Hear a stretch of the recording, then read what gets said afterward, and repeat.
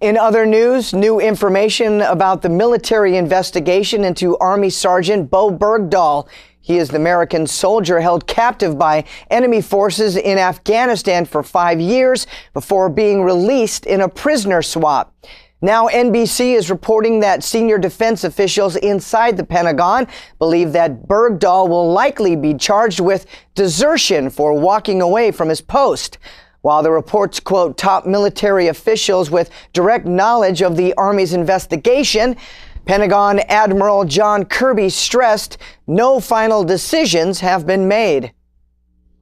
Let me just put a fork in this right now if I can. No decision has been made with respect to the case of Sergeant Bergdahl. None. And there is no timeline to make that decision. And General Milley is not being put under any pressure to make a decision. Bergdahl was captured in 2009 and then released in exchange for 5 Taliban fighters from Guantanamo Bay. Another story from the Pentagon, the infamous USAID, known recently for their undercover spy blunders in Cuba, just announced that it is cutting ties with one of its largest government contractors. For several years, the USAID paid the International Relief and Development Group to carry out big jobs around the world.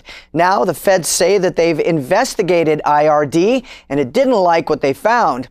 It turns out that the feds accuse IRD of overcharging millions of dollars in overhead costs. You don't say. The mercenaries aren't good guys? Who would have seen that coming? The group took a hardline stance against corruption in their news release. USAID has a zero-tolerance policy for mismanagement of American taxpayer funds and will take every measure at our disposal to recover these funds. The suspension is effective immediately. From this point going forward, the IRD will no longer be allowed to accept federal contracts, and the government is doing everything it can to recover the stolen money in court. For the first time since the so-called historic shift in policy with Cuba, Fidel Castro himself speaks out. Appearing in the communist newspaper, Castro wrote to his fellow Cubans, "I don't trust the policy of the United States." He also said he has not exchanged any words with anyone in Washington. Meanwhile, the president continues to pitch his Cuban solution as a done deal.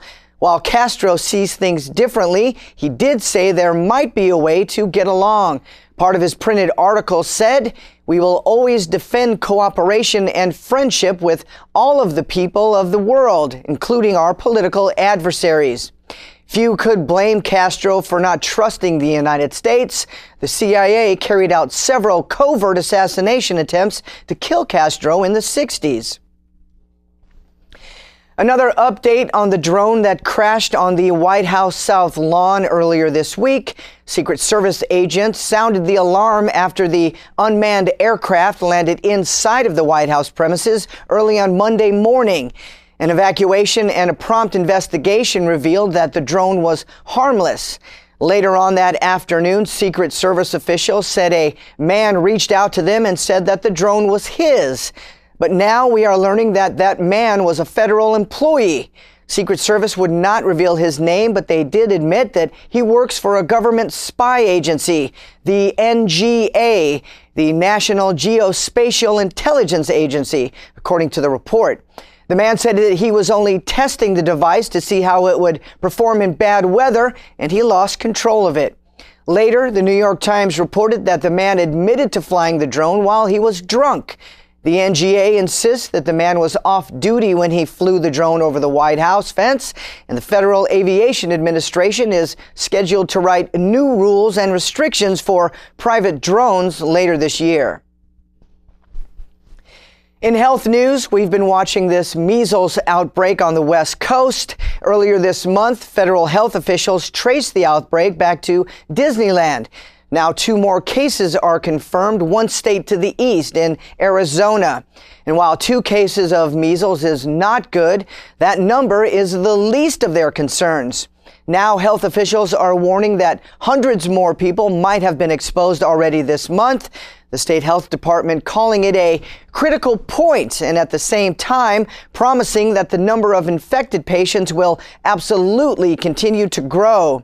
Officials believe one infected Phoenix woman could have exposed nearly 200 children who were already seeking treatment for something else in the East Valley Center last week. County authorities are reaching out to all of the families to alert them to be on the lookout for symptoms. This entire measles outbreak is sparking a renewed conversation about vaccinations in this country. You don't have to look very far to find someone's opinion on social media or in a newspaper.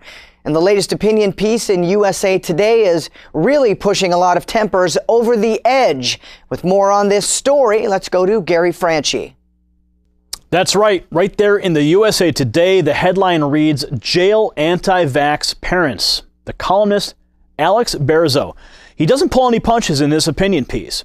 The numbers guru writes about science data, and he believes the best way to prevent a measles outbreak is to imprison those parents who have enough courage to challenge their doctor, ask hard questions, and take an active role in their child's health. Bergdahl paints all anti-vaxxers, as he calls them, as ignorant. He says they are the reasons why the measles is posing a comeback.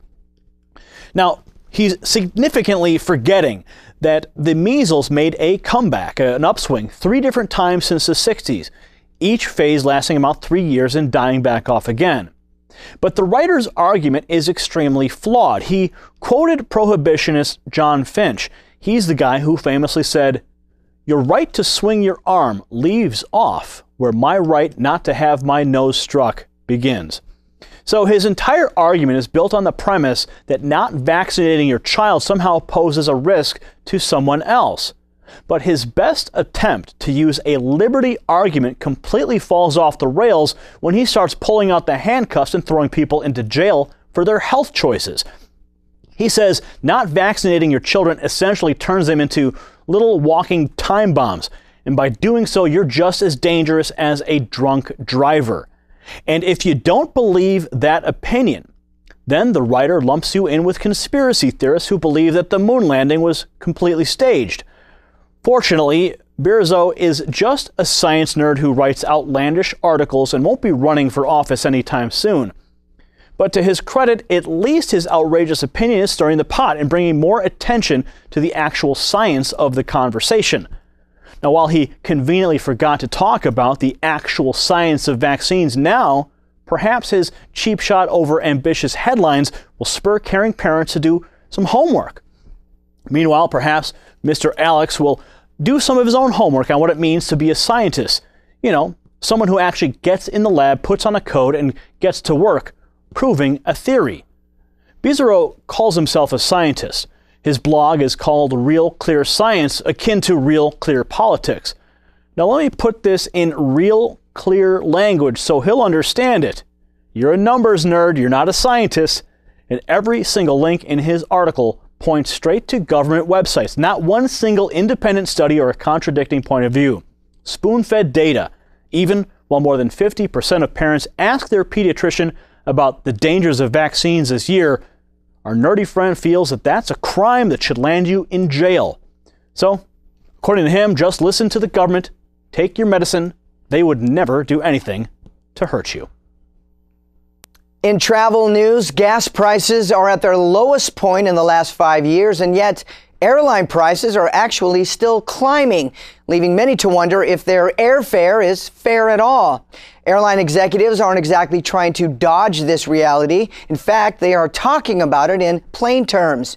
In the same press conference where he reported record profits, American Airlines CEO Doug Parker said, "We're going to continue operating American as though oil was still above $100 a barrel."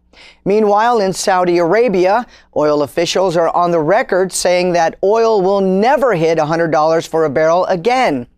While this contradiction frustrates many air travelers, it is definitely not slowing down business. And it might be bad news for those who buy airline tickets, but it's turning out to be great news for anyone who holds a stock in major U.S. airlines. For example, in just over 5 years, United Airlines stock soared from $3.17 all the way to $73.62 this week. In other words, if you had $10,000 of United Airlines stock in 2009, you have $230,000 today. A high-ranking elected official arrested in New York on corruption charges.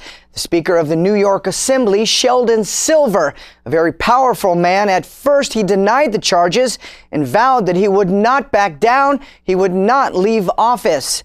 But these charges are too solid and the evidence too damning. Now it is official. Sheldon Silver is out of a job. The U.S. Attorney's Office says this alleged wrongdoing dates all the way back to 2002 and made up nearly 70% of Silver's personal income over that time. All told, we allege that Silver corruptly collected some $4 million in bribes and kickbacks disguised as referral fees. The feds immediately seized nearly all of that money from Silver's 8 different bank accounts, and after a quick appearance in federal court, Silver got out on bond. But now the Democratic Party leadership in New York has decided that he would not be returning to power. Silver held his position of power for 21 years, the second longest of any sitting speaker in the whole country.